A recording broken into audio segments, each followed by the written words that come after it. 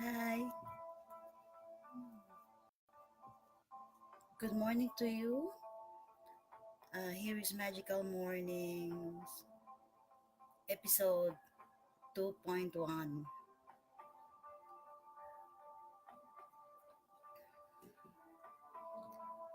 I'm Regina, ang laging puyat na Reiki Master because of your Reiki candle magic. Uh, Wait, let me comb my hair.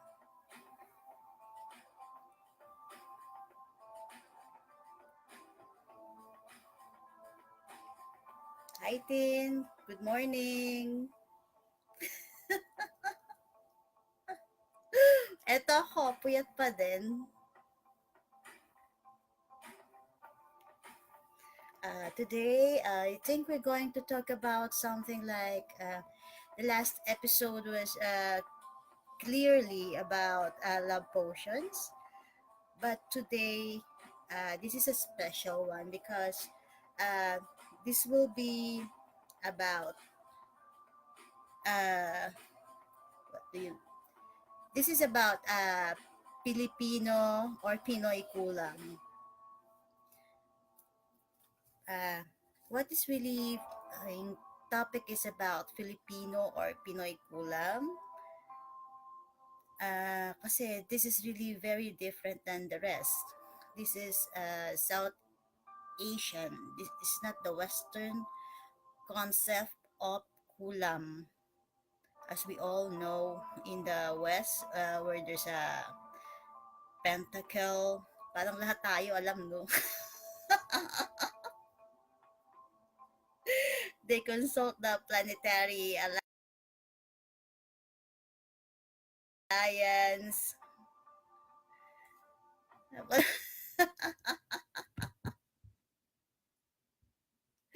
Ayaw, teka, sandali ah. Nagmamalfunction yung ano ko. Nagmamalfunction yung YouTube ko. Parang as you all know, ate sa kulam kasi it's, ewan ko, nandito ko sa Malaysia, nagulat ako. They say that the former First Lady of Malaysia, yung wife ni Prime Minister Najib, the one I visited last 2016 was in black magic as what Azrin said. And during the the end of the weekdays, there will be a bomo or a witch doctor going to Putrajaya. I met them last 2016 during the Hari Raya Plaza, where every citizen and tourists are welcome to visit Putrajaya. That is the Prime Minister's abode here in Malaysia. And it's really traditional for locals and the foreign citizens to greet them, handshake. They can stay in the place, you know, handshake, dance around, meet the cabinet, the prime minister, and some other.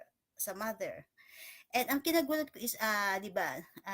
I've been here and I thought I was going to Putrajaya again. And nag-election, sabi nila natalo si Najib, ang pumalit is si Prime Minister Mahathir, Muhammad Mahathir. So, wala na akong alam doon. Then this May, yung daughter niya si Asrin and stepdaughter ni Prime Minister, she spilled the beans about something like witchcraft going around for a very long time during their reign because of the shamans, the bomo, going to their places. And then I saw a picture online and wow, I was surprised. They said in the news that Madam Rosma Mansor was the one who was doing the witchcraft thing. He was consulting the bomos, uh, cohorting with them, with the shamans, the witches, just to get favors and to curse their enemies, but that's the other way around. I saw that yung may niyang sa asal body niya is ang dami niyang tama dito ng X markings dito, hex sa forehead at saka dito. And I thought it was botox or something. Pati dito sa chin, may tama siya. And aside from those, yung mga allergy niya sa fillers, meron talaga. She was victimized by black magic. I don't know long. Maybe since yung case na ongoing ito, yung sa kanila. Sabi ko pa yun. Kung sa bagay, bakit pa ako magtataka? Remember the last fight of Manny Pacquiao? Di ba nakita naman ninyo si Mommy Dionisia? May pabulong-bulong pa, may paluhod-luhod. Pag ganyan-ganyan, di ba? And guess what? And I'm glad Senator Manny Pacquiao won here in Malaysia. That was last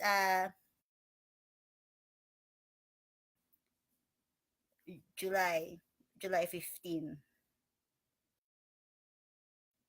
And naiisip ko nga nun, they told that in the news, they had limado yung kalaban and they had si Manny. Sabi ko na lang, so God, if ever na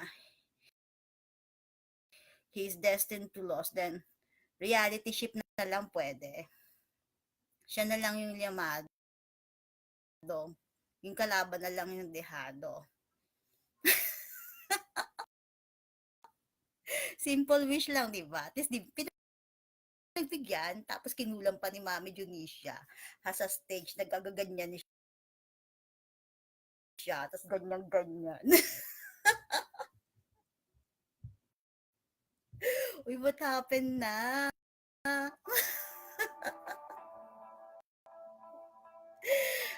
Sorry for the technical difficulties. This is one of the many reasons why I really like to do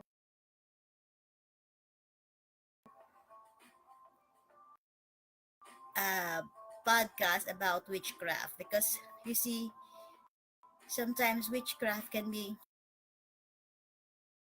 life-threatening for popular people like Madam Rosma Mansor,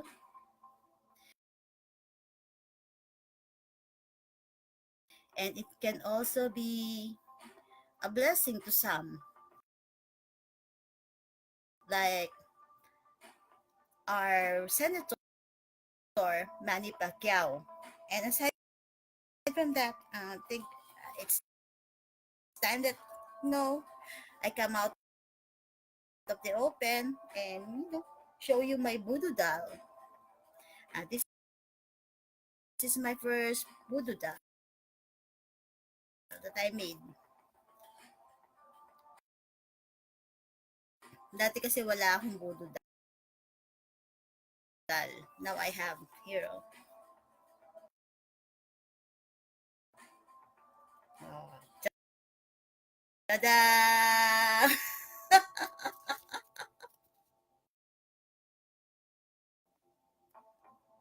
At least daw, di ba?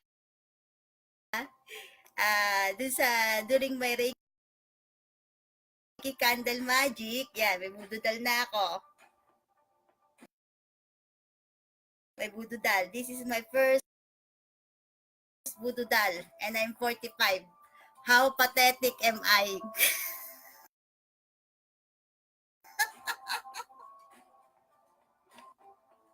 At least ngayon, may susunugin na ako. I can burn something.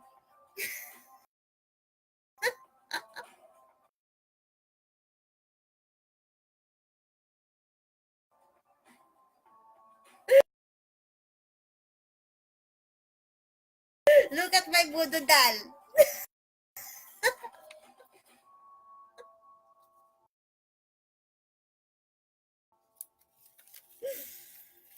May susunugin na ako ngayon, di ba? ba? If ever na ano, and I'm being tired and fed up hitting by kulam. Diba? But it's, sana kung yung, ano, I don't know if it's, ano, cool, it's kulam, or a poltergeist here in the room. Pero tingnan mo nalala niyo yung natutulog ako, sinaksak ko dito.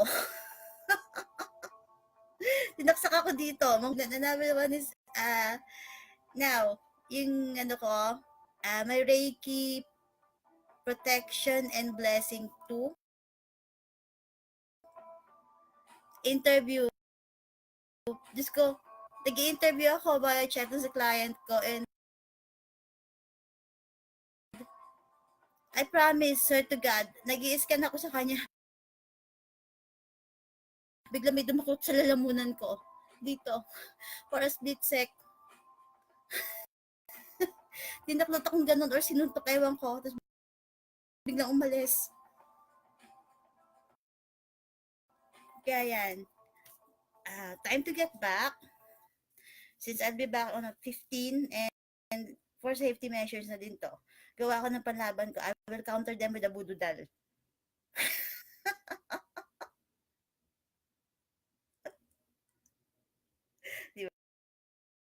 Diba? Tatlo to charmed. So, the next time, I will be doing a podcast on Kulam. That is Magickal Mornings 3. We will discuss about kung paano nila ginagawa yon. Hindi to kalokohan, no? Bakit si Manny nanalo? Si Madam Rosma natablahan. Parang it doesn't matter how much money you make in a bank account. It doesn't matter, no? How much money you make in a bank account. If you're powerful, how many bodyguards you have. Parang wow. Just as long as you know how to Filipino kulam or Malaysian Southeast Asian witchcraft. Southeast Asian witchcraft is very popular here in Malaysia. It's yung initiation nila is sa Pulau Besar. And in Filipino, we have Siquijor Island. So maybe one of these days, if I have the time, I can go to Pulau Besar. Pulau Besar. That's the island. There are plenty of abandoned buildings in the island. Nakita ko siya sa YouTube because I'm planning to go there. Pero remote island pa. Hindi siya ganun ka-accessible sa public. So siguro next time na lang. And internet kong reachable by cellphone. Baka matapak ko dun Hanggang 15 na lang ako dito. So, nakabook na ako sa 15. Baka maiwan ako ng airplane. So, I rather, na lang, plan kung kailan ako pupunta ng Pulau Besar, and siguro unahin ko na lang if I have the time with my bududal with my bududal Sikihor. Sa Sikihor na lang, maybe siguro October maybe, before I go to some of my friends in Davao, sa Davao, sa Arcana, Manila, and kay Sir Mark. Siguro magsisikihor muna ako.